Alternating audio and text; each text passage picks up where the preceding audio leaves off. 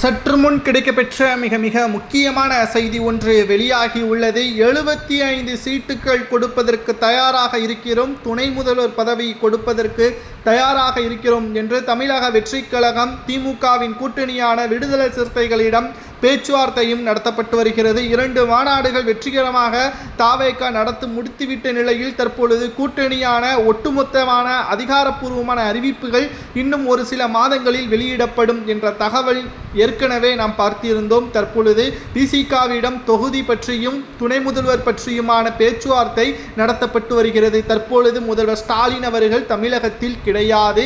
Germany போன்ற நாடுகளுக்கு 8 நாள் பயணம் சுற்றுப்பயணம் மேற்கொண்டுள்ள நிலையில் இதை பயன்படுத்தி தாவேகா தலைவர் விஜய் அவர்கள் பிசிகாவின் தலைவர் தொல் திருமாவளவனிடம் ஆதவ அர்ஜுனா மூலமாக பேச்சுவார்த்தையும் நடத்தி வருகிறார். கூட்டணி உடைந்து விட்டால் நிச்சயம் திமுகவிற்கு பக்கபலமாக இருப்பது விசிகா மற்றும் காங்கிரஸ் மட்டும்தான். இதில் ஏதேனும் ஒரு கட்சி முதலில் வெளியானால் காங்கிரசும் கண்டிப்பாக திமுகவிலிருந்து வெளியேறும். இதுவரை வரலாற்றில் திமுக தனித்து போட்டியிட்டு வெற்றி அடைந்ததுண்டா? கடந்த 10 ஆண்டுகள் மறைந்த முதல்வர் ஜெயலலிதா அவர்கள் திமுகவை பேச முடியாமல் வாயடைக்க வைத்து பிரச்சாரத்தின் பொழுது ஒட்டுமொத்த மக்களையும் தனது பக்கம் வைத்திருந்தார் மறைந்த முதல்வர் ஜெயலலிதா அவர்கள். தற்பொழுது கூட்டணியை உடைத்தால்தான் திமுகவின் ஒட்டுமொத்த அஸ்திவாரம் ஆட்டம் காணும் என்பதற்கேற்ப விஜய் அவர்கள் இந்த முடிவை எடுத்திருப்பதாகவும் இதனால் திமுக கூட்டணி உடையும் என்றும் துணை முதல்வர் பதவி கொடுப்பதற்கு தயாராக இருக்கிறேன் என்று கூறுவதற்கு காரணம் வந்த முதல் 3 ஆண்டுகளிலேயே ஆட்சியை கைப்பற்றிவிட்டார் விஜய். எம்ஜிஆர் ஆட்சியை நிச்சயமாக கொண்டு வருவார், காமராஜரின் ஆட்சியை நிச்சயமாக கொண்டு வருவார் என்ற ஒரு பெயரை நிலைநாட்ட வேண்டும் என்பதற்காக மட்டும்தான் விஜய் அவர்கள் இவ்வாறான முடிவுகளை எடுத்து வருவதாகவும் இது பாதிப்பு திமுகவிற்கு மட்டுமே தவிர தமிழக வெற்றிக் கழகத்திற்கு கிடையாது என்பதையும் நம்மால் பார்க்க முடிகிறது.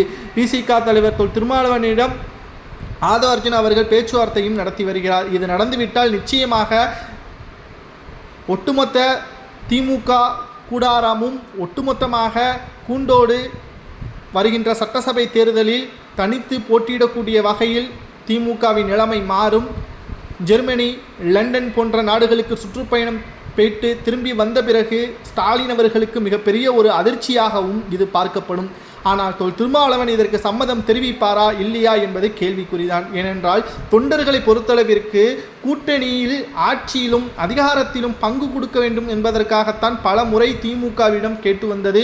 ஒரு அமைச்சர் பதவி ஏன் கிட்டத்தட்ட 8 எம்எல்ஏக்கள் கொடுப்பதற்கு கூட திமுக தயங்கி வருகிறது.